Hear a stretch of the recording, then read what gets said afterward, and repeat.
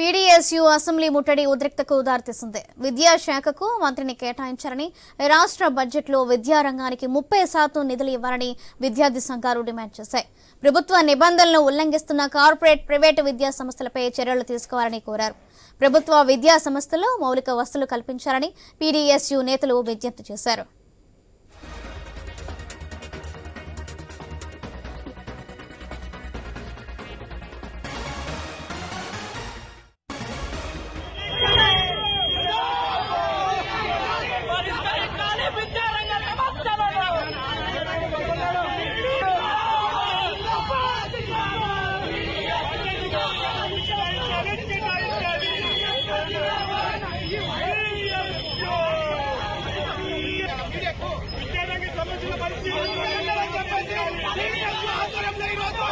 విద్యారంగం పట్ల వ్యవహరించిందో ఈ ప్రభుత్వం కూడా విద్యారంగం పట్ల నిర్లక్ష్యంగా వ్యవహరిస్తున్న పరిస్థితి ఉంది.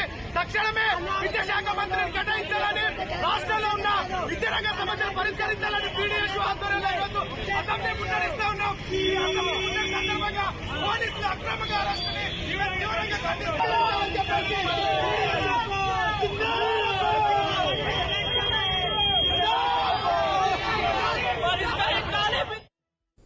పీడీఎస్యూ అసెంబ్లీ ముట్టడి ఉద్రిక్తకు దారితీస్తుంది.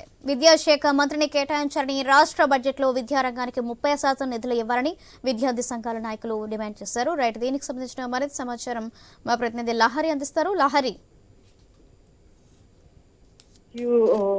నాయకులందరూ కూడా అసెంబ్లీ దగ్గర ముట్టడికి రావడం జరిగింది. పూర్తిగా అసెంబ్లీ దగ్గర ఉద్రిక్తత వాతావరణం కూడా నెలకొందని చెప్పుకోవచ్చు. పీడీఎస్యూ నాయకులందరూ కూడా విద్యాశాఖకు మంత్రిని కేటాయించాలని ఒక్కసారిగా నిరసనకు దిగినటువంటి పరిస్థితి.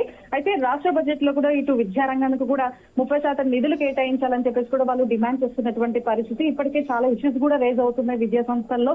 వాటన్నిటిని కూడా పరిష్కరించాలి, అసెంబ్లీలో దానికి సపరేట్ గా మాట్లాడాలని చెప్పేసి కూడా చెప్తున్నటువంటి పరిస్థితి. ఇటు ప్రభుత్వ విద్యా సంస్థలు కూడా ఫుడ్ పాయిజన్ కి సంబంధించినటువంటి ఎన్నో ఘటనలు కూడా చోటు చేసుకుంటున్నాయి. ఇటు విద్యార్థులు కూడా ఆత్మహత్యలు కూడా చేసుకుంటున్నటువంటి పరిస్థితి. వాటన్నిటిని కూడా నివారించాలని చెప్పేసి ఇటు పీడీఎస్యూ నాయకులు ఒక్కసారిగా అక్కడ నిరసన చేపడుతున్నటువంటి పరిస్థితి. సో ఈ నిరసనలో భాగంగా వాళ్ళందరినీ కూడా పోలీసులు ఒక్కసారిగా వాళ్ళు వ్యాన్ లో తీసుకెళ్లడం జరిగింది. వాళ్ళందరినీ కూడా అదుపులోకి తీసుకోవడం జరిగింది. సో మొత్తం మీద అయితే ఇటు పీజీ, డిగ్రీ, సెల్ఫ్ ఫైనాన్స్ కోర్సులను రెగ్యులర్ చేయాలి, అలాగే ఇంటర్మీడియట్ విద్యార్థులకు మధ్యాహ్న భోజన పథకం అమలు చేయాలి. ఇలా ఎన్నో విధాలైనటువంటి విద్యా సంస్థలకు సంబంధించినటువంటి, ఇటు విద్యా రంగానికి సంబంధించినటువంటి ఎన్నో ఇటు నిధులను కేటాయించాలి, అలాగే మంత్రిని కేటాయించాలి. ఎందుకంటే ఎన్నో ఇష్యూస్ ఉన్నాయి, వాటన్నిటిని కూడా పరిష్కరించినటువంటి పరిస్థితి ఏర్పడుతుంది. వీటి వల్ల విద్యార్థులు ఎంతో అవస్థలు పడుతున్నారు, వాళ్ళు ఎంతో ఇబ్బందులు పడుతున్నారు, కొంతమంది అయితే ఆత్మహత్యలు కూడా పాల్పడుతున్నారు. వీటన్నిటి కూడా నివారించాలని చెప్పేసి పీడీఎస్యూ నాయకులందరూ కూడా ఒక్కసారిగా